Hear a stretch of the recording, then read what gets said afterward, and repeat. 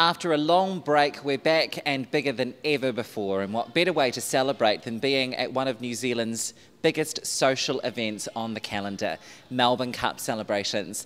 I'm at the Westin Hotel in Auckland's Lighter Quay in association with the KidsCan Stand Tall Charitable Trust. More on that soon. Right now, you're watching Mary TV.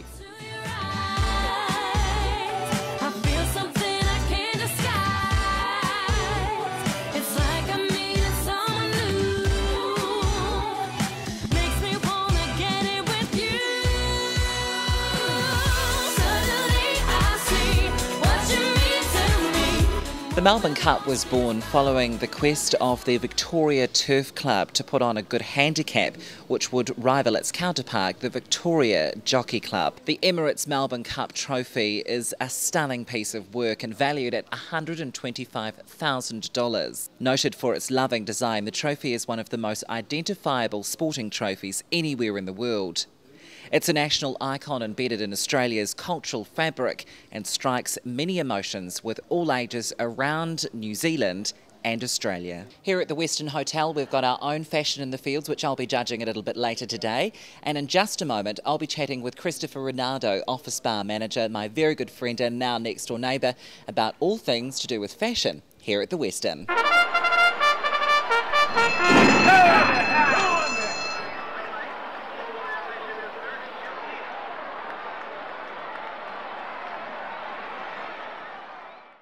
Well, with the Melbourne Cup race over now, it's time to talk about all things fabulous, and we're only here for one cause, which is KidsCan Stand Tall Charitable Trust. We'll talk to Julie about that in just a moment, but first we're talking about fashion, which is so the reason why I'm here. I know it's definitely the reason, one of the reasons why you're here. Tell us about fashion and what we've seen and what we should be seeing. Fantastic. Well, I think we're seeing a lot of lovely suits today, men in suit. I think they've really pulled out all the stops. We're looking at lovely single-breasted herringbone suits, which I think is a nice change from the pinstripe that we've Remember seen last year? Oh, wow. Let's not talk about last year. Indeed. Look, we evolve. Each year we evolve, we grow, we really find something new. We see men trying to impress everyone around them, really. It's not just the domain of women anymore, and I think that's really fantastic. Support them on it. Yeah.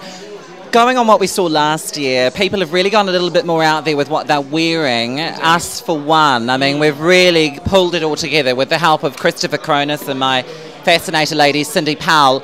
Tell me about what you're wearing, who's it by, and we will talk about the fascinator because everyone here in the office bar is talking about it. What are you wearing and who's it by? I'm just wearing actually quite a lot of World today. I've got a lovely World jacket from about 3 years ago, a fantastic little bow tie here which is quite floppy, which is nice, and I've got a lovely, just a World shirt actually. I'm quite welded up. I didn't actually think about it until I started talking about it, but it's quite nice. Yeah. And the fascinator. The fascinator. Can we get a shot of the fascinator? Can we see it? Is that okay? The fascinator's by Kyan. Kyan's one of my fabulous friends. She's gorgeous and I love her, and she does these amazing headpieces, and I'm wearing one today. I love it. Now to the serious side. This isn't your first time that you've been involved with KidsCan. Last year, is it? And the first year, or this is this? This is the second. Yes, second. Yes. Tell us about the involvement that the Westin has with the KidsCan Stand Tall Charitable Trust. Definitely. Well, the Westin supports KidsCan and all that it does. We were a major sponsor when it had its show down the road, which was lovely. And we love the girls from KidsCan. They're always willing to just have a go at anything we want to sort of get involved in. And the Melbourne Cup is one thing that we really enjoy here. Here at the office bar at the Westin, it's a very low-key affair. We just get in and have some fun. We run a sweepstakes for some lovely prizes donated by our spa, for example. Some of our lovely suppliers at Spiegelau do some fabulous glassware, Soho wines, Belvedere vodka. Just throwing some things in for the patrons to win. And all the proceeds go straight to KidsCan. Love it. And it's a very good cause, as we found out, and we'll be talking about that very soon. Thank you, darling. Thank you. Wow, it's almost like Fashion Week, air kissing, isn't it? We don't do the real kissing. We'll be back with more marytv.co.nz. Thank you. We'll pose for a photo. Yeah, Germany, lovely. I'm Mary. What's your name? My name's David, Mary. David. Melbourne Cup over for 2009. David, tell me what's your thoughts? The thoughts of the Cup. Well, I didn't even see the race, but the thoughts of New Zealand are fantastic. So you're staying at the Westin Hotel? The Westin Hotel, and what a great experience. And we've stayed here 7 times this year, and all of a sudden we've got a gold card, Starwood's gold card. And my wife has worked out that if we keep on staying, we keep on this gold card. And but the only problem is my wife takes over the big king bear, and I just sleep on the floor because I'm just...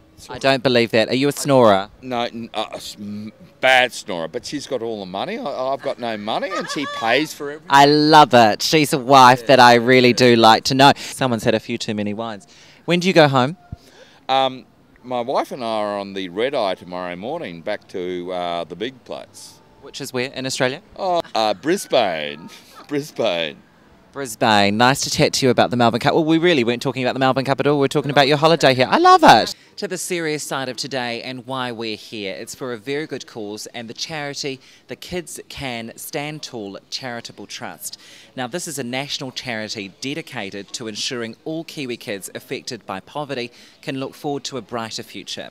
Founded in August of 2005 by Julie Helson and Haddock-Staniland, the KidsCan Stand Tall delivers targeted programs which remove the physical barriers preventing children in low decile schools from getting the most out of their education. These tangible initiatives currently support the education of more than 39,000 children each year in 173 low decile schools across New Zealand, ensuring they get through the school gate in a better position to learn. Here to talk to me now is Julie Helson, the co-founder of KidsCan. Julie, nice to see you. Hey, nice to see you.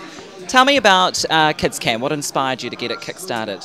Well, really it was reading stories in the newspaper of children in New Zealand going without the basics and wanting to take a national approach to doing something about it. We have a great belief that education really does equal opportunity, and if children don't have the basics to get to and through the school gates, they can't take advantage of that. So we started KidsCan. I mean, children are our future, really, and I think society forget that sometimes. What achievements have KidsCan made so far? Well, we've been going for about 4.5 years, and we started in our garage at home. So we had a whole lot of people working in our garage, and we've now progressed to actually having a real office, which is great. And during that time, we have reached a goal where we're supporting over 40,000 children in 173 low decile schools throughout New Zealand through the food program, the shoes program and the Raincoats for Kids program. Of that 40,000, we're feeding 17,500 Kiwi kids a week, which is making a huge difference. You've got a lot of ambassadors, some big high profile celebs. How important are they to the charity?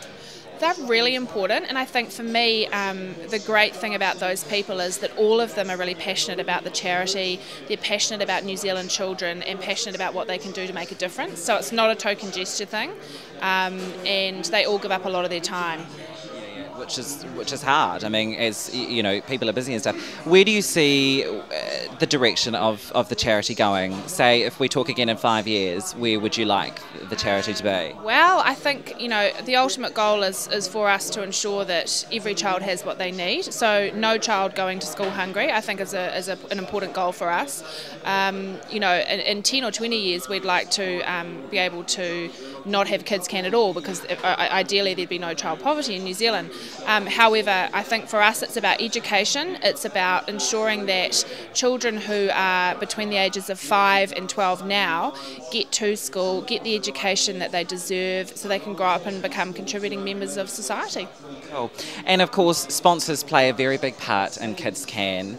What can people do, the general public, who aren't a huge organisation, a large corporate, what can they do to help KidsCan? Well, we have a campaign that is about to launch very soon, and it's called our annual appeal. It's a Christmas cracker campaign, and people can buy miniature crackers from KidsCan for $2 each, and all the proceeds go to our 4 programs, and they are on sale at Warehouse Stationery, Number 1 Shoes, various progressive food stores like Fresh Choice, and through our website kidscan.org.nz. And when you buy them, you can win fantastic prizes. There's, I think, over $30,000 worth of prizes to win.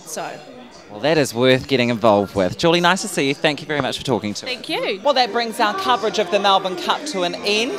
Thank you so much for joining us from the office bar at the Westin on Auckland's Lighter Quay. Look, we do love hearing from you, all your emails and your messages on Facebook. If you'd like to get in touch with us, visit the website www.marytv.co.nz, or you can send us an email, mary@marytv.co.nz. See you next time. Take care of yourself and others. Bye-bye.